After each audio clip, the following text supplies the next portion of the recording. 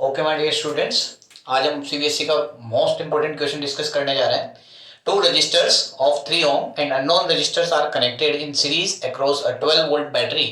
If the voltage drop across the unknown resistor is 6 volt, then find potential across 3 ohm resistor, the current through unknown resistor and equivalent resistance of the circuit. तो ध्यान देना, यहाँ पर हमें to registers given है, ठीक है, जो कि 3 ohm का गिवन है, ठीक है। ये एक रजिस्टर है, ये भी 3 ohm का, दूसरा भी 3 ohm का, एंड अननोन रेजिस्टेंस और एक अननोन रेजिस्टेंस है, ठीक है, ये आर ले लिया, ठीक है। ये सब सीरीज में कनेक्टेड है 12 वोल्ट की बैटरी के साथ। तो हमने ये 12 वोल्ट की बैटरी यहाँ पर कनेक्ट कर दी, ठीक है, ये 12 वोल्ट की बैटरी कनेक्ट कर दी। If the voltage drop across unknown resistor, इस अननोन रजिस्टर के अक्रॉस यहाँ पर वोल्टेज ड्रॉप जो है वो 6 वोल्ट का है, ठीक है। तो बेटा यहाँ पर ध्यान देना कि हमारी बैटरी 12 वोल्ट की है, यहाँ के जो रेजिस्टेंस सेम है। अब हमें पता है कि ये सीरीज कॉम्बिनेशन है तो करंट सेम होगी, तो यहाँ और यहाँ पर जो वोल्टेज ड्रॉप होगा वो भी क्या होगा, सेम होगा। मतलब हम यहाँ पर ये बोल सकते हैं कि जो V1 की वैल्यू होगी वही किसकी वैल्यू होगी, V2 की वैल्यू होगी। क्यों? क्योंकि यहाँ पर सीरीज में करंट सेम रहेगी, यहाँ का रेजिस्टेंस सेम है, तो यहाँ का वोल्टेज भी क्या होना चाहिए, सेम होना चाहिए। क्योंकि ओम्स लॉ से हम ये जानते हैं कि V इज टू क्या होता है, IR, ठीक है। तो यहाँ पर अगर करंट सेम होगी, रेजिस्टेंस सेम होगी, तो वोल्टेज जो आएगा वो भी क्या होगा, सेम होगा। मतलब यहाँ का जो ड्रॉप होगा वो भी सेम होगा। तो बेटा हम जानते हैं कि जो टोटल ड्रॉप हो रहा है 12 वोल्ट की जो बैटरी है, इसका जो टोटल वोल्टेज है वो 3 पार्ट में डिवाइड होगा, एक V1 में और एक V2 में और एक अननोन रेजिस्टेंस में, जो कि यहाँ का वोल्टेज कितना दे रखा है हमें, 6 वोल्ट, ठीक है।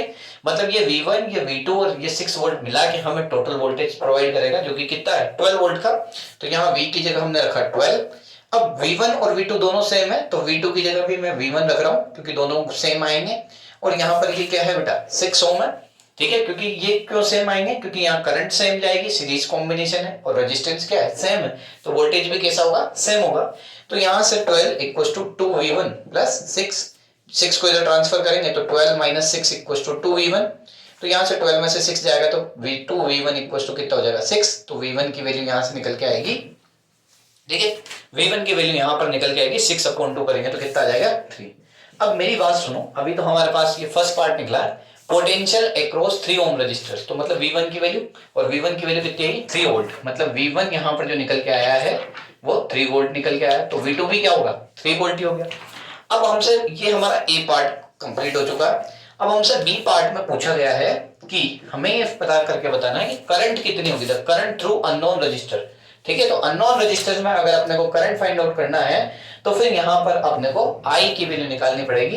अब हम जानते हैं कि सीरीज कॉम्बिनेशन में क्या होती है, करंट सेम होती है। तो अगर मैं यहाँ इस जगह की करंट निकालूंगा तो वही करंट यहाँ भी जाएगी और वही करंट सेम जाएगी। तो मैं क्या करता हूँ, यहाँ का वोल्टेज और यहाँ का रेजिस्टेंस है तो यहाँ की करंट निकाल देता हूँ। और सीरीज में क्या होती है, करंट की वैल्यू सेम होती है, तो जो करंट यहाँ जाएगी वही यहाँ भी रहेगी और वही अननोन रेजिस्टेंस के क्रॉस भी। तो मैं इस ब्रांच की करंट को I बोल रहा हूँ, तो I इज टू क्या होता है बेटा, V/R।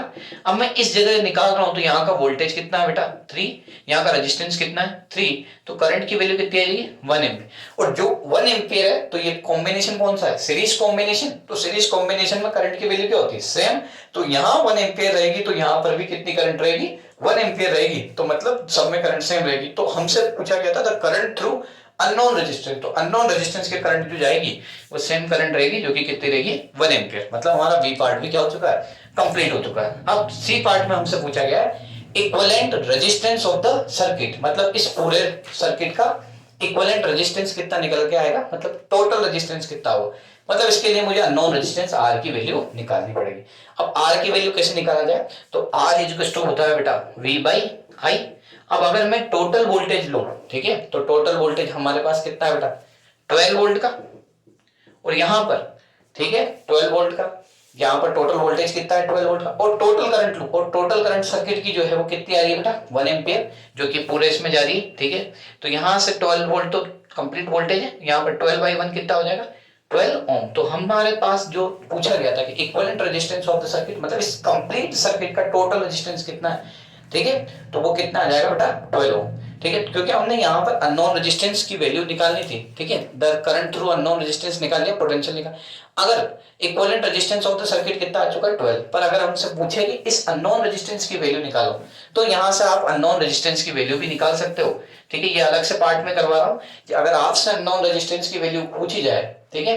तो अननोन रेजिस्टेंस की वैल्यू निकालने के लिए यहाँ की करंट पता है, यहाँ का वोल्टेज पता है, तो यहाँ V R इज टू क्या होता है बेटा, V बाई आई। तो ये V कितना है हमारे पास 12 वोल्ट, करंट कितनी 1 एम्पियर की, ठीक है। यहाँ का वोल्टेज, अगर यहाँ की रेजिस्टेंस निकालना है तो यहाँ का वोल्टेज रखेंगे, यहाँ का वोल्टेज कितना है बेटा 6, और यहाँ करंट कितनी जा रही है 1 एम्पियर, तो 6 बाई 1 या मतलब 6 ओम का। और चेक भी कर सकते हैं बंदे को, हमारे पास टोटल वोल्टेज टोटल रेजिस्टेंस कितना है, ठीक है 12 ओम का।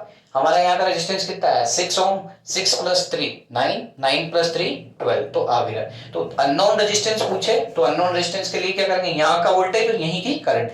यहाँ का वोल्टेज कितना है 6 वोल्ट, यहाँ करंट कितनी आ रही है हमारे पास 1 एम्पियर की करंट आ रही है, ठीक है। तो 6 बाई 1 करेंगे तो कितना आ जाएगा 6, ठीक है। Thank you.